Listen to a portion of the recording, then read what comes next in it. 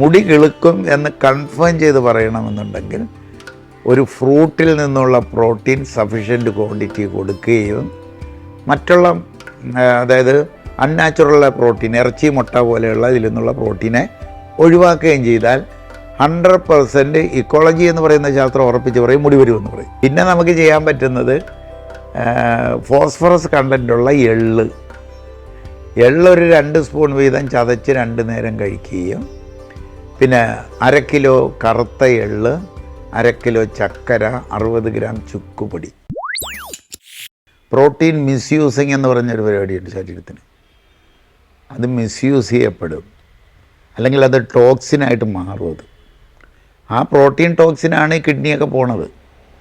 Uric acid കൂടുതലുണ്ടാകുകയൊക്കെ ചെയ്യുന്നതാണ്. ആ uric acid ബ്രെയിനിൽ വന്നു കഴിഞ്ഞാൽ, ബ്രെയിനിൻ്റെ തലച്ചോറിൽ വന്നു കഴിഞ്ഞാൽ, ബ്രെയിൻ വാട്ടർ അസിഡിക് ആയി കഴിഞ്ഞാൽ മുടി പോകും. ആ വിയർപ്പ് അസിഡിക്കാകും, ആ കോശങ്ങൾ മുഴുവൻ ചത്തുപോകും. ശരിക്കും ഇപ്പോഴത്തെ ഈ മുടി കൊഴിച്ചൽ ആവശ്യത്തിന് വേണ്ട പ്രോട്ടീൻ, യഥാർത്ഥ പ്രോട്ടീൻ എത്താത്തതും അല്ലാത്ത പ്രോട്ടീൻ കൂടുതൽ കൺസ്യൂം ചെയ്യുന്നതാണ്. ഇപ്പം ഇറച്ചി, മുട്ട, ഗ്രീൻ പീസ്, സോയ പോലെയുള്ള എണ്ണയിൽ വറുത്തതായിട്ടുള്ള സാധനങ്ങൾ കൂടുതൽ കൺസ്യൂം ചെയ്യുന്നു. അതുണ്ടാകുന്ന യൂറിക് ആസിഡ്, ആ യൂറിക് ആസിഡ് അതാണ് എക്സാക്റ്റ്ലി അതൊരു ടോക്സിനായിട്ട് വർക്ക് ചെയ്യും.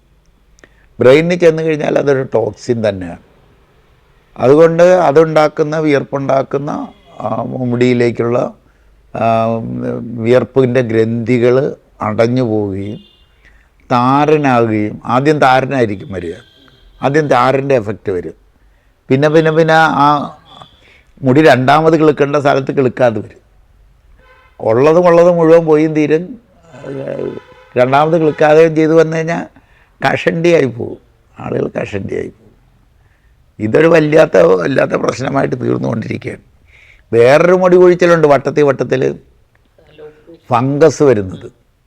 അത് തലയിൽ മാത്രമല്ല താടിക്കുമൊക്കെ വരുന്ന ഫംഗസ് ഉണ്ട്. അതൊരു ഫംഗൽ ഡിസീസാണ്, ചുണങ്ങ് പോലെ തന്നെയുള്ളൊരു ഫംഗൽ ഡിസീസാണ്. ഇതല്ല പ്രോട്ടീൻ പോരായ്മയുണ്ട്, പക്ഷേ പ്രോട്ടീൻ എക്സസ് വരുന്നു. അതായത് ശരീരത്തിന് കൊള്ളുകയില്ലാത്ത പ്രോട്ടീൻ കൂടുതലും ശരീരത്തിന് വേണ്ട പ്രോട്ടീൻ കുറഞ്ഞും പോകും. ഇതാണ് മെയിൻ റീസൺ അതാണ്. അപ്പോൾ ഇത് പരിഹരിക്കണം. അതിനിപ്പോൾ എന്താ ചെയ്യേണ്ടത്? പ്രോട്ടീൻ, ഇറച്ചി, മുട്ട തീർത്തും ഒഴിവാക്കണം. ഗ്രീൻ പീസ്, സോയ ഒഴിവാക്കുക. വല്ലപ്പോഴും കഴിച്ചിട്ടുണ്ടെങ്കിൽ ഒരു 3 മണിക്കൂർ കഴിയുമ്പോൾ നമ്മൾ പറയുന്ന പോലെ തന്നെ കുക്കുംബർ ജ്യൂസ് കുടിക്കുക. പിന്നെ ശരീരത്തിന് അനുയോജ്യമായ പ്രോട്ടീൻ ഇപ്പോൾ നമുക്ക് കൊടുക്കാൻ പറ്റുന്നത് നിലക്കടല എന്നുള്ള പ്രോട്ടീൻ കൊടുക്കാം. അതായത് ഒരു പിടി നിലക്കടല വെള്ളത്തിലിട്ട് 3 മണിക്കൂർ കഴിയുമ്പം പച്ചയ്ക്ക് കഴിക്കുക എന്നുള്ളത്. പിന്നെ ബ്രോക്കോളി നല്ലൊരു പ്രോട്ടീൻ തരുന്ന പച്ചക്കറിയാണ്, അതെടുക്കാം. പിന്നെ വേണ്ടത് മത്സ്യങ്ങളെല്ലാം നല്ല പ്രോട്ടീനാണ്. അതിൽ ഏറ്റവും നല്ല പ്രോട്ടീൻ എന്ന് പറയുന്നത് വരാലാണ്. വരാൽ കഴിക്കുക. വരാലും മഞ്ഞക്കറി വെച്ച് കഴിക്കണം. നമ്മൾ സാധാരണ എരിവും പുളിയും എല്ലാം കൂടുതലിട്ട് വെച്ചുള്ള കറിയല്ല. തേങ്ങാപ്പാലിൽ വേവിച്ച്, തേങ്ങാപ്പാൽ ഒഴിച്ച്, പച്ചമുളക് ഇഞ്ചിയൊക്കെ ഇട്ടിട്ട് വെള്ളക്കറി, മഞ്ഞ നിറത്തിലുള്ള കറിയായിട്ട് വയ്ക്കുന്ന പോലെ കറി വയ്ക്കുക. പിന്നെ വേണ്ട പ്രോട്ടീൻ വേണ്ടതാണ് റോയൽ ജെല്ലി. ഇത്തരം കാര്യങ്ങളാണ് നമ്മൾക്ക് ചെയ്യേണ്ടത്. പക്ഷേ ഇത് ചെയ്യേണ്ടത് എത്ര നാളെന്നുള്ളതാണ്. 1.5 വർഷം മുടങ്ങാതെ ചെയ്താൽ മുടി വരുന്നത് സ്വാഭാവികമായിട്ട് വരുള്ളൂ. ഇതിപ്പോൾ എന്താ വിചാരിച്ചു കഴിഞ്ഞാൽ, ഇത് കഴിച്ചു കഴിഞ്ഞാൽ ഉടനെ പിറ്റേ ദിവസം മുതൽ കണ്ണാടിയിൽ പോയി മുടി വരേണ്ടതെന്ന് നോക്കുക. ഒരു 1.5 വർഷം കൊണ്ടാണിത് അതിൻ്റെ ഫലം. അതായത് നമ്മൾ കഴിക്കുന്ന യഥാർത്ഥ പ്രോട്ടീൻ കൊണ്ട് കോശങ്ങളുണ്ടായി, ആ കോശങ്ങൾ ഡെഡായി, അതിലെ പ്രോട്ടീനാണ് മുടിയായിട്ട് വരേണ്ടത്. അപ്പോൾ അതിന് മിനിമം ഒരു 1.5 വർഷം എടുക്കും. ഇതിനാർക്കും ക്ഷമയില്ല. 1.5 വർഷം നിരന്തരമായി ഇതെടുത്ത് മുന്നോട്ട് കൊണ്ടുപോയി മുടി വരുന്നത് വരെ കാത്തിരിക്കാൻ ഇതില്ല. മറ്റൊന്ന് ഞാൻ കണ്ടത് ഇപ്പോൾ ക്യാൻസർ വരാൻ സാധ്യതയുള്ള ശരീരപ്രകൃതം, ഇപ്പോൾ അവർക്ക് അയഡിൻ ഡെഫിഷ്യൻ്റ് ആയിരിക്കും, വിയർക്കാത്തതായിരിക്കും, എന്തെങ്കിലുമൊക്കെ മാനസികമായ സംഘർഷങ്ങൾ എങ്ങനെ നിൽക്കുന്ന ആ ശരീരത്തിൽ ക്യാൻസർ വരാതിരിക്കാൻ വേണ്ടി ശരീരം തന്നെ കീമോതെറപ്പി ചെയ്യും. ഇപ്പോൾ നമ്മൾ കീമോതെറപ്പി എന്ന് പറയുന്നൊരു സാധനമുണ്ട്, ശരീരം തന്നെ ചെയ്യുന്നൊരു കീമോതെറപ്പി. അത് ഞാൻ എൻ്റെ ഒരു 1-2 പേഷ്യൻസിൽ കണ്ടിട്ടുണ്ട്. അവരോട് ഞാൻ പറഞ്ഞിട്ടില്ല, പറയാനും പറ്റില്ല നിങ്ങൾക്ക് ക്യാൻസർ വരുമായിരുന്നു എന്ന് പറയാൻ പറ്റില്ല. പക്ഷേ അതൊരു വരാൻ സാധ്യതയുള്ള ആണ്. ശരീരം തന്നെ അവരപ്പോൾ രക്ഷപ്പെട്ടു, മുടി പോയതേ ഉള്ളൂ, ക്യാൻസർ വന്നില്ല, ഭാവിയിൽ മുടി വരികയും ചെയ്യും.